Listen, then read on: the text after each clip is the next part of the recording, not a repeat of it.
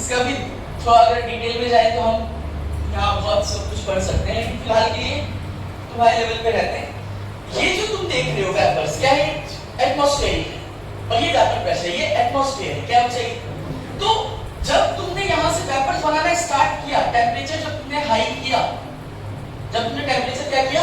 High किया, तो यहाँ से वेपर्स ज्यादा बनने लगे, रेट ऑफ इवेपोरेशन स्टार्ट हो गया ज्यादा, ठीक है? तो ये पूरा वेपर मिलकर इस पूरे मॉलिक्यूल इस पर लिक्विड पे एक धक्का लगा है। क्या लगा है बच्चों? जानते हो जब तुम गर्म नहीं कर रहे होते हो, थोड़ा ही गर्म कर रहे हो, तब भी बबल बनता है, छोटा छोटा बबल बनने की कोशिश करता है, लेकिन ये बबल फूट जाता है। क्या हो जाता है? बबल कोलैप्स हो जाता है। तो कहना क्या गया है कि उस टेम्परेचर पे, देखो नया डेफिनेशन है बॉइलिंग पॉइंट का। एक तो ये डेफिनेशन है जब वेपर प्रेशर के इक्वल हो जाए, बात समझ में आ रहा है? जब ये जो आपका वेपर है, इसका जो प्रेशर है वो किसके इक्वल हो जाए? एटमॉस्फेरिक प्रेशर के इक्वल हो जाए। दूसरा डेफिनेशन है जब गिब्स फ्री एनर्जी इक्वल हो जाए लिक्विड और वाटर वेपर के फेज की, जब केमिकल पोटेंशियल इक्वल हो जाए, जिसको मैं आऊंगा थोड़ी देर। लेकिन फर्स्ट डेफिनेशन के अकॉर्डिंग ये जो वेपर प्रेशर है वो किसके इक्वल होना चाहिए? एटमॉस्फेरिक प्रेशर के। तो एटमॉस्फेयर कहां है? 1 atm पे। किस पे है बच्चा? तो वेपर प्रेशर का अमाउंट किसके बराबर हो जाना चाहिए?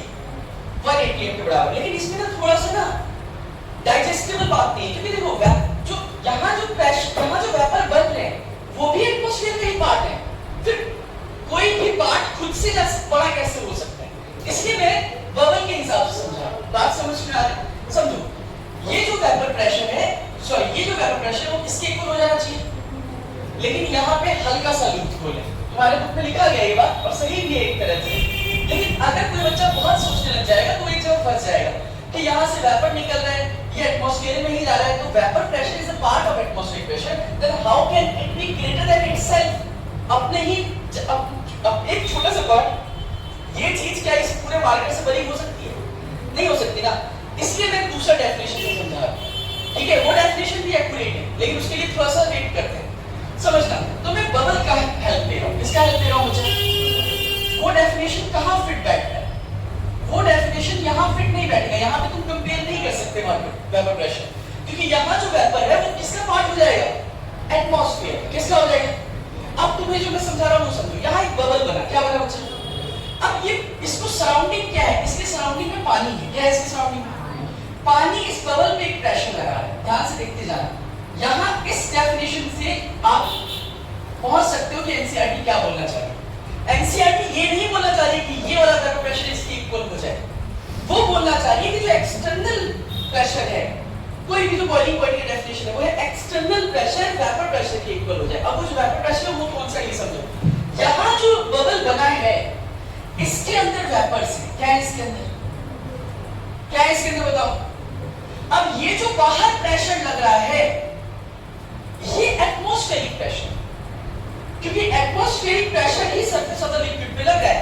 ये देखो समझना, ये वेपर बना रहे, वेपर बाहर ऊपर जा रहे, ये एटमॉस्फेयर है, बात समझ में। अब ये दोनों किस पे प्रेशर लगा रहे हैं? लिक्विड पर। किस पे लगा रहे हैं? यहां से प्रेशर किस पे लग रहा है? लिक्विड पे प्रेशर लग रहा है। तो बेटा एक्चुअली ये आपका एटमॉस्फेरिक प्रेशर है। क्या है ये आपका? Atmospheric pressure. मैं एक बार समझाऊंगा, लेकिन पहले एक बार समझने की कोशिश करो कि क्या बोल रहा हूं। जब वेपर यहां से निकले और एटमॉस्फेयर ऊपर भी था, तो ये कंबाइंड इफेक्ट है, ये पूरे का पूरा प्रेशर लग रहा है इसका। क्या लग रहा है इसका? अब देखो ये जो, अगर हम हाइट को नेग्लेक्ट कर देते हैं, जहां पे हम फ्लूइड मैकेनिक्स के जैसे होता है ना, रो v not plus row ji H, हम h को नेग्लेक्ट कर रहे हैं, ठीक है? ये नहीं कि हाइट के बेस पे प्रेशर है, नहीं। तो जो यहां प्रेशर लगा रहा है, ये कंबाइंड इफेक्ट, ये जो प्रेशर लग रहा है इसको हमने एक्सटर्नल प्रेशर कहा है। क्या कहा है बच्चा? तो यही प्रेशर लिक्विड बाहर से लगा रहा है, ये है वो external pressure. We are talking about this is that external pressure we are talking. और इसके अंदर जो क्रिएट हुआ है वो है इसका वेपर प्रेशर। क्या है इसका? अब ये प्योर वाटर से ही क्रिएट हुआ है, इसमें तुम ये नहीं कह सकते ये जो अंदर जो क्रिएट हो रहा है प्रेशर, ये प्योर किसका है? Water vapour. क्या है बच्चा? तो अगर ये दोनों इक्वल हो जाए, क्या हो ये दोनों, तो बबल बन पाए। अगर ये इक्वल नहीं हो, मान लो कि अंदर प्रेशर कम हो और बाहर प्रेशर ज्यादा हो, तो बबल कोलैप्स हो जाएगा, बबल फूट जाएगा अंदर। या अगर अंदर ज्यादा हो जाए बाहर, तो तब भी बबल कोलैप्स हो जाएगा। तो गेम क्या मतलब क्या है? जब ये बोला जाता है आपको कि वेपर प्रेशर जो वाटर का है, जो भी लिक्विड का है, वो इक्वल हो जाना चाहिए एटमॉस्फेरिक प्रेशर के, तो उनका जो मीन है ओपन कंटेनर के लिए, इसके लिए बोल रहा हूं मैं, ठीक है? If it is a sealed container the entire case will be different. बहुत अजीब मतलब बहुत ज्यादा फिर स्ट्रेटजिकली समझना पड़ेगा, बहुत डीप में समझना पड़ेगा। तो pressure cooker is a very very important thing in this case.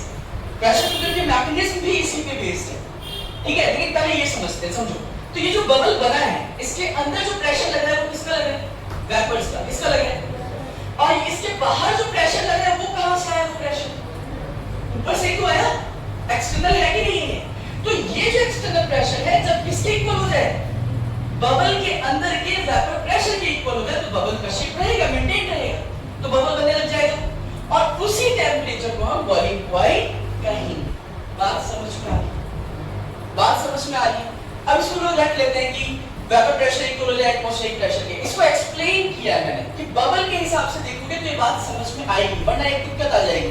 तुम्हारे दिमाग में तुम सोचने लग जाओ तो तुम्हारे दिमाग में प्रॉब्लम आ जाएगी सोचने में कि भाई ये जो वेपर है ये तो एटमॉस्फेयर में ही जा रहा है, फिर ये खुद का वेपर एटमॉस्फेयर का पार्ट है। क्या है एटमॉस्फेयर का? एक छोटा सा पार्ट अपने ही बड़े से पार्ट के इक्वल कैसे हो सकता है?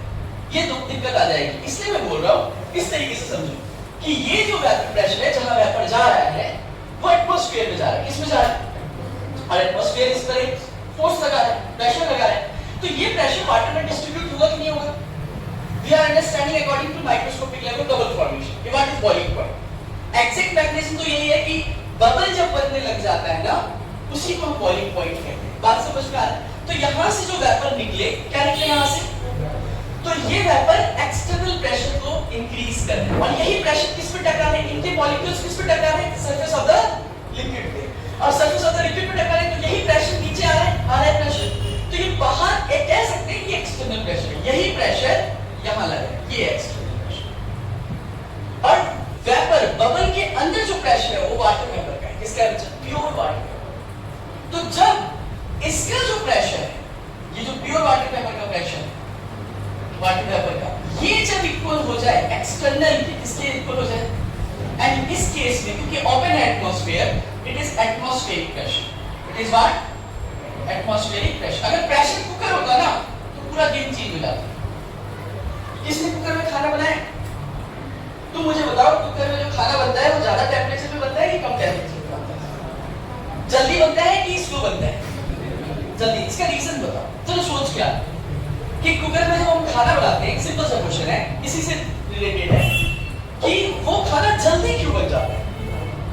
व्हाई द राइस और द जो भी है दाल, वो क्यों इतनी जल्दी कुक हो जाता है? फास्टर क्यों है उसका? वो सारा का सारा गेम तुम्हें समझ में आएगा, यही चैप्टर है हमारा, इससे आपको समझ में भी आएगा। और जैसे जैसे चैप्टर आगे बढ़ेगा वी विल एक्सप्लेन, मैं एक्सप्लेन भी करता हूं, बस वो सील कंटेनर हो, ठीक है? तो समझना ध्यान से। हाँ, हाई टेंपरेचर पे बनता है, तुम्हारा आंसर सही है, लेकिन हाई टेंपरेचर पे क्यों बनता है इसको सोच के आना। ये होमवर्क है तुम्हारा, ठीक है? ये सोच के आना कि हाई टेंपरेचर पे क्यों। अब चैप्टर चलते जाएगा आगे, ये तुम्हारा काम है सोचना। नहीं होगा तो फिर मैं बता दूंगा। तो प्री एक्सटर्नल प्रेशर क्या बोला मैंने, बताओ? और ये जो अंदर का वाटर वेपर है वो दोनों इक्वल हो गया, और इसी टेंपरेचर को बोल दिया गया बॉइलिंग पॉइंट। क्या बोल दिया गया?